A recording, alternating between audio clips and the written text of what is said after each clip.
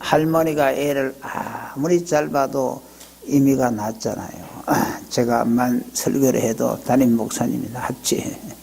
그래도 할 수 없이 듣는 거예요. 예. 재밌는 정말 얘기 하나 해줄게요. 여자분들이 특히 잘 들어야 될 거예요. 제품에 관한 얘기인데, 남자라는 제품이 어떤 제품인가 누가 잘 만들었어요. 아내에게 이해를 구하는 남편들의 남편이라는 제품의 사용 설명서. 여러분 다 제품에 대해서 사용 설명서가 있잖아요. 옷이든지 뭐 기타 설명서대로 써야 잘 쓰는 거예요. 왜 조현희 권사님 안 나왔지? 잘 들어야 되는데. 설명서대로 사용해야 돼요. 손빨래 하지 말라면 손빨래 하지 말고 설명서대로 안 하면 안 돼요. 남편이라는 제품. 남편이라는 제품은 집 밖으로 나갔을 때에는 통신이 두절되거나 돌아오는 시간이 늦어질 수 있으니 걱정하지 마시기 바랍니다. 또 이 제품은 스트레스에 약하니 사용 시 강한 압력을 피해 주시기 바랍니다. 가끔 아이 같은 행동을 할 때가 있으나 제품에 이상이 있는 것은 아니니 잠시 시간이 지난 후 사용해 주시기 바랍니다. 맛있는 먹거리가 있는 곳, 다양한 스포츠 채널이 나오는 벽걸이형 텔레비전, 컴퓨터 및 새로운 디지털 기기, 골프나 오락, 자동차 등이 있는 곳은 이 제품의 최적의 환경이 오니 제품의 오랜 수명을 위해 참고해 주시기 바랍니다. 돈 타령을 하거나 주말에 나들이나 백화점 쇼핑을 제한하면 본 제품은 오작동을 일으킬 수 있으니 조심하시기 바랍니다. 제품은 급격한 온도 변화로 폭발하기 쉬우니 급격한 온도 변화를 일으킬 수 있는 말과 행동은 삼가해 주시기 바랍니다. 제품은 화기에는 약하니 예쁜 여자 주위에는 절대 두지 마시기 바랍니다. 남자라는 제품이 그러니까 잘 들었죠? 예, 부인들은 잘 들어야 돼요. 왜 제가 이걸 참 잘 적었는 걸 또 얘기를 해주느냐. 제품 사용 방법은 제품을 만든 주인이 만든 제품 설명서를 통해 알듯이 우리가 사람이 사는 모든 방법도 사람을 만드신 분이 잘 아시는 거예요. 사람을 누가 만들었을까요? 엄마 아버지가 만들었을까요? 엄마 아버지가 만들었으면은 잘 만들었을 텐데 절대 그럴 수가 없어요. 바로 하나님이 우리 사람을 만드셨기 때문에 사람에 대한 설명서가 무엇이에요? 바로 성경이에요. 하나님 말씀이에요.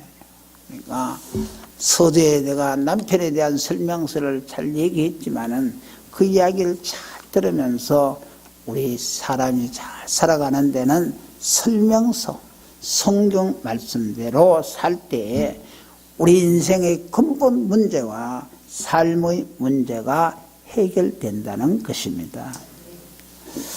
오늘 본문은 다윗이 앞에 38장에 보면 하나님의 징계로 인하여서 건강이 매우 악화된 가운데 쓴 시라고 합니다. 우리가 이 말씀을 통하여서 다윗처럼 소망이 하나님께 있기를 바랍니다. 7절 끝에 같이 또 한번 읽어요. 시작. 주여 이제 내가 무엇을 바라리요? 나의 소망은 주께 있나이다. 아멘. 나의 소망은 주께 있나이다. 그래서 첫째 우리가 생각할 말씀은 우리의 소망은 인생에 있지 않고 주님께 있어야 합니다. 인생관이 바뀐다는 것은 결코 참 쉬운 일이 아니지만은 오늘 본문에서 다윗이 인생관이 바뀐 것을 보게 됩니다. 주께 바로 소망이 있다라는 것입니다. 다윗은 자기의 소망을 바로 인생과 재물에서 하나님께로 돌리는 놀라운 전환을 했습니다. 인생관을 바꾸려고 할 때는 특별한 동기가 있기 마련입니다.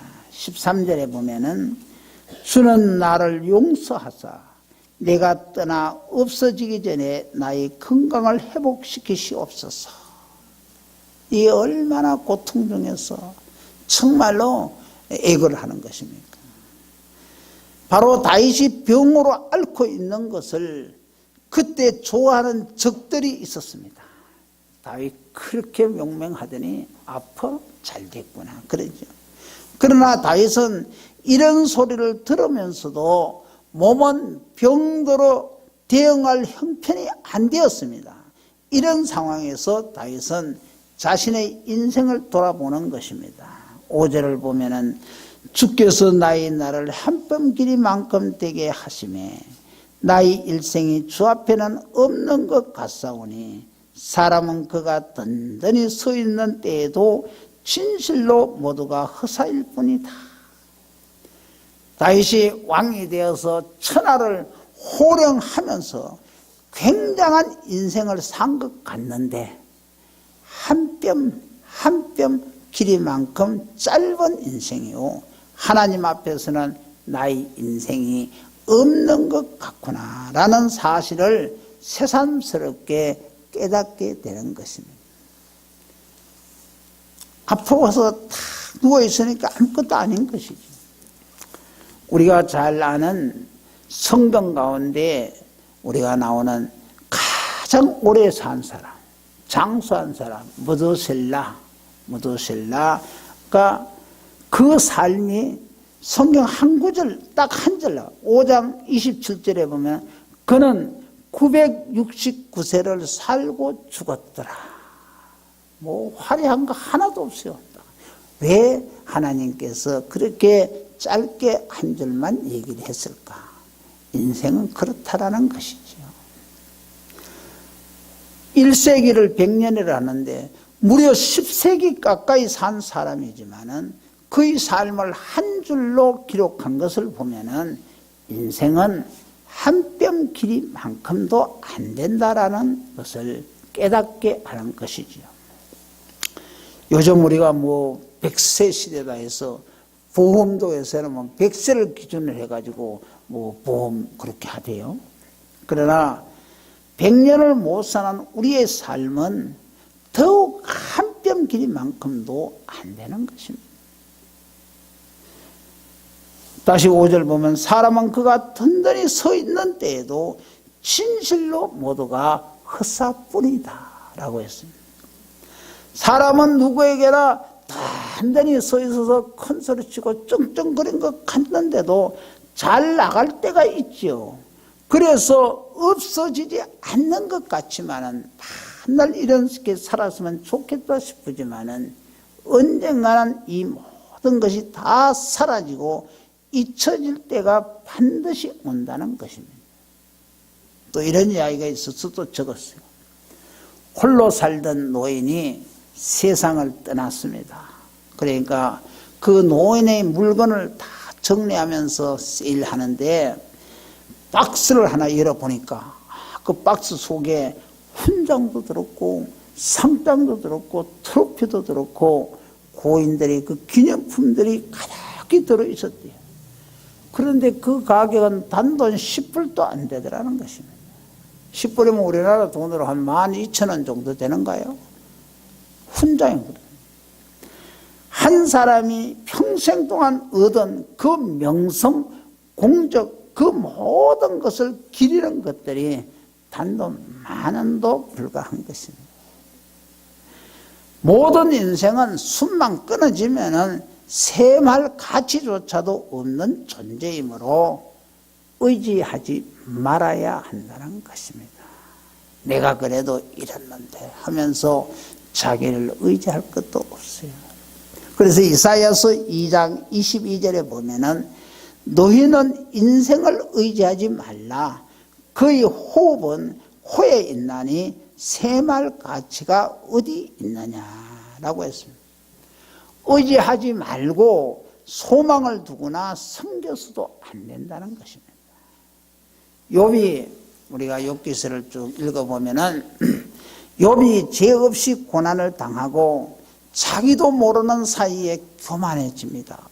내가 그래도 이렇게 했는데, 그래서 하나님께서 욥에게 질문을 하셨습니다.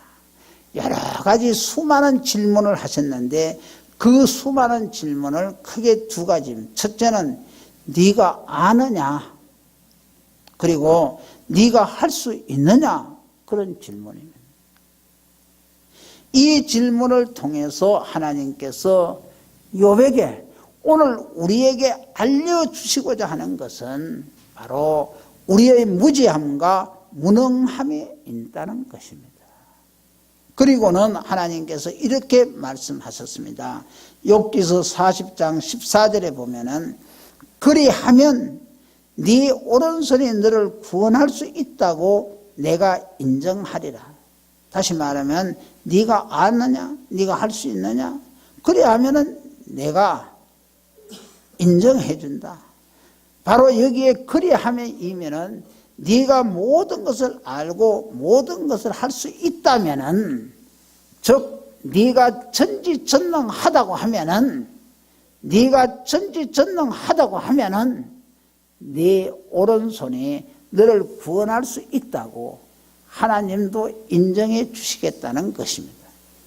자, 저도 여러분도 세상의 어떤 인생도 자신을 구원할 수 없고 우리를 구원할 수 없고 우리를 인도할 수 없습니다. 그러므로 인생의 소망을 두어서는 안 된다라는 말입니다. 또 이런 참 좋은 실화가 있어요. 6.25 사변 났을 때 군산에서 목회하시던 송희명 목사님이라고 기록이 되어 있습니다. 그 목사님이 공산당에게 끌려갔습니다. 예수 믿는다는 거 끌려가서 적결 처분을 받게 됩니다. 그때 딱 동무로 무엇하는 사람인가 인명군이 그래 묻자. 그럼 솔직하게 예수 믿는 목사라고 하면은 바로 사형을 당한 걸 알면서도 거짓말을 할 수 없고 하나님께 소망을 두고 예수 믿는 목사요라고 대답을 했답니다. 그러자 수건으로 눈을 가리고 손 꽁꽁 묶어서 끌고 가는 것이에요. 야, 정말 이제 죽었구나 하는데 목사님은 기도를 드리고 갑니다. 하나님, 해명 안 그랬겠어요. 그런데 터벅터벅 장화 소리가 들려오더니 목사 동무 집으로 가시오. 이렇게 한 거예요. 왜 그랬을까? 나는 정직한 사람은 좋소 라고 하면서 살려주었다는 것입니다.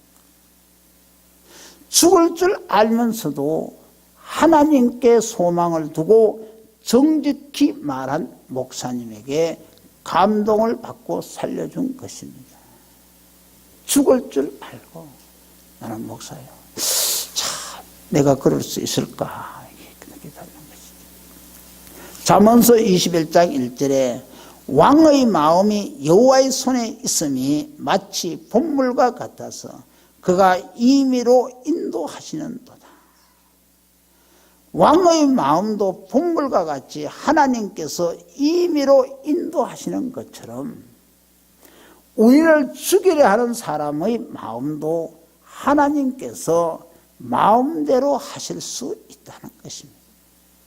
그러니 하나님께 소망을 두면서 하나님만 믿고 하나님만 의지하고 기도하면서 사십시다.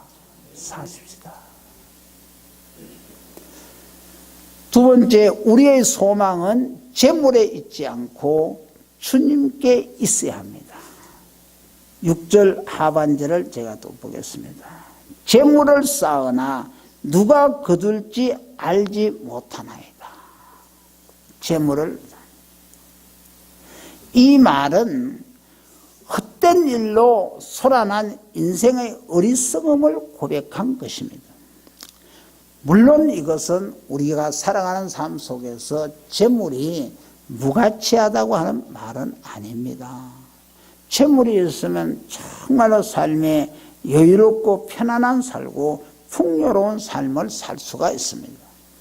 또한 하나님 나라의 이상을 펴기 위해서도 재물이 얼마나 필요한지 모릅니다. 우리는 재물이 필요한 것을 많이 느끼지만은 재물의 유익성은 이것이 전부입니다. 그런데도 사람들은 재물이 그 이상으로 인생의 목적인 것처럼 재물을 쌓기 위해서라면은 무슨 악한 일도 서슴지 않고 행하는 것을 봅니다. 사람들은 마치 재물이 자신들을 구원이라도 할 것처럼 생각하고 재물을 쌓는 일로 소란합니다. 그렇지만은 이런 사람들에 대해서 다윗이 오늘 읽은 6절 말씀에 재물을 쌓으나 누가 거둘지 알지 못하나이다 라고 했습니다. 다시 언급하면은 우리가 살아가는 삶 속에서 재물이 참 필요하고 하지만은 그거 의지하려고 숱한 짓 하지 말아라. 그거 의지하지 말아라. 우리가 더 잘 아는 누가복음 12장에 보면은 예수님께서 한 부자의 비유를 들어 하신 말씀을 기억합니다. 12장 17절에서 20절에 보면은 한 부자가 그 밭에 소출이 풍성하며 심중에 생각하여 이르되 내가 곡식 쌓아둘 곳이 없으니 어찌할까 하고 또 이르되 내가 이렇게 하리라 내 곡간을 헐고 더 크게 짓고 내 모든 곡식과 물건을 거기 쌓아두리라. 또 내가 내 영혼에게 이르되 영혼아 여러 물건을 많이 쌓아두었으니 평안히 쉬고 먹고 마시고 즐거워하지라 하리라 하되 그때 하나님이 이르시되 어리석은 자여 오늘 밤에 네 영혼을 도로 찾으리니 그러면 네 준비한 것이 누구의 것이 되겠느냐 하셨으니 자기를 위하여 재물을 쌓아두고 하나님께 대하여 부요하지 못한 자가 이와 같으니라고 말씀하셨습니다. 이 경고의 말씀을 우리가 항상 귀담아 들어야 돼요. 재물을 쌓으면 쌓을수록 그 재물이 우리의 마음을 뺏어가고 내 주인이 되고 자신이 재물을 섬기게 되는 것입니다. 그래서 예수님께서 마태복음 6장 24절에 너희가 하나님과 재물을 겸하여 섬기지 못하느니라고 말씀하셨습니다. 또 이런 참 우리가 귀담아 들어놓을 참 또 재밌는 일화가 있어요. 어느 목사님이 교회에서 목회를 잘 하시다가 이제 자기가 다시 한번 개척하겠다고 그 교회를 사임하려고 하니까 교인들이 웅성웅성하면서 야 개척하려면 그래도 뭐 돈이 좀 많이 있는데 얼마나 돈이 많이 들고 힘든데 필요한데 목사님은 아주 큰 물줄을 아마 잡은가 봐. 그렇게 소문이 났대요. 큰 물줄. 그래 목사님이 그 소리를 가만히 들으면서 그래 큰 물줄. 그래서 그가 목사님이 교회 홈페이지에다가 글을 올렸대요. 내가 큰 물줄을 잡았다는 소문이 있는데 그것은 사실입니다. 사실입니다. 그러나 그 물줄은 이번에 처음 잡은 물주가 아니라 목회가 시작할 때부터 꼭 붙잡고 있던 물주로서 그 물주의 여러분 큰 물주가 아니라 조물주입니다. 조물주. 조물주. 자, 우리 기독교는 구원의 종교입니다. 아멘. 우리 예수는 우리 구주가 되시지요. 세상의 성인들은 다 구주는 못 돼요. 교주는 됩니다. 교주. 자기 교리를 해서 가르치니까 교주는 되는데 교주하고 구주하고는 달라요. 우리 예수님께서 성경에 가장 윤리고 도덕적인 이런 말씀을 잘 가르쳐서 구주가 된 것이 아니고 우리의 죄를 대속하여 십자가에서 우리의 죄값을 지불해 주시고 부활하셨기 때문에 우리의 구주가 되신 것입니다. 그러므로 구원의 가장 정확한 정의는 죄로 말미암아 하나님과 우리 사이가 단절된 관계를 회복하는 것이 바로 구원의 정확한 정말로 정의라고도 할 수가 있습니다.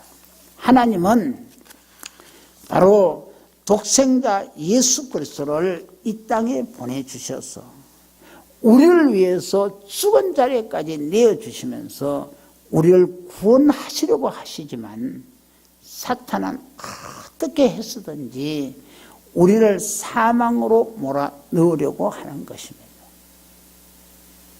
사탄이 우리를 사망으로 몰아넣기 위하여서 하는 일이 무엇인가? 우리를 어떻게 하든지 하나님과 격리시키도록 떨어지도록 하는 거예요. 우리를 하나님으로부터 격리시키기 위하여 사탄이 하는 일은 우리에게 다른 하나님을 항상 만들게 합니다. 사탄은 큰 물주나 재물을 하나님으로 삼게 하며 우리의 구원자이신 하나님 예수 그리스도에게 소망을 두지 못하게 하는 것입니다. 이것을 성경이 우리에게 우상숭배라고 말하고 있습니다. 나 외에 다른 신을 섬기는 것. 우상 만들어 놓고 그것만 아니라 하나님 외에 다른 것 더 좋아하는 거예요. 우상 숭배에 빠지면은 놀랍게도 하나님을 떠나는 것을 하나도 두려워하지 않습니다. 우상으로부터 떠나는 것을 얼마나 두렵고 겁내는지 모릅니다. 사탄은 재물을 떠나서는 도저히 네가 살 수 없을 것만 같은 그런 마음을 갖게 합니다. 재물에서 마음을 떠나면 견딜 수 없는 그냥 불안한 정, 그런 재물의 중독자로 만들어버리는 것입니다.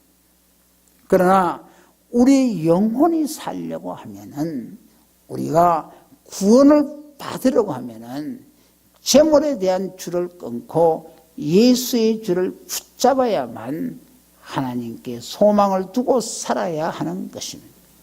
누가복음 아까 읽은 말씀을 다시 언급하면 하나님은 이르시되 어리석은 자여 오늘 밤에 내 영혼을 도로 찾으리니 그러면 내 준비한 것이 누구 것이 되겠느냐 하셨으니 자기를 위하여 재물을 쌓아두고 하나님께 대하여 부여하지 못한 자가 이와 같으니라. 하나님께서 우리 영혼, 우리 생명을 돌려달라 하시면은 재물을 비롯하여 생명을 유지하는 동안에 가지고 있었던 모든 지위나 명예나 명성이나 재능이나 건강 등 모든 것 다 내어놓아야 하는 것입니다. 이 부자는 곡식과 물건을 쌓기 위하여서 새로운 창고를 지어야 할 만큼 부자였지만은 하나님께 대해서는 결코 부자가 아니었습니다. 우리는 하나님께 대하여 부요한 자가 되어야 합니다. 하나님께 대하여 부요한 자가 되는 것은 보물을 땅에 쌓아두는 것이 아니라 하늘에 쌓아두는 것입니다. 즉 하나님의 영광을 위하여서 먹든지 마시든지 무엇을 하든지 하나님의 영광을 위하여서 재물을 쓰는 것입니다. 생명을 구원하는 선한 일을 위해서 재물을 쓰는 것입니다. 오늘 읽은 말씀대로 우리 인생이 사는 길이 주께서 나의 날을 한 뼘 길이만큼, 인생은 한 뼘 길이만큼도 안 된다고 했습니다. 그러나 하나님께 소망을 두는 자는 인생의 허무함을 극복하고 영원히 삽니다. 그러므로 우리의 소망은 주께 있나이다. 나의 소망은 주께 있나이다 라고 고백하시며 하나님께 대하여 부요한 삶을 사시기를 주님의 이름으로 축원합니다. 기도하겠습니다.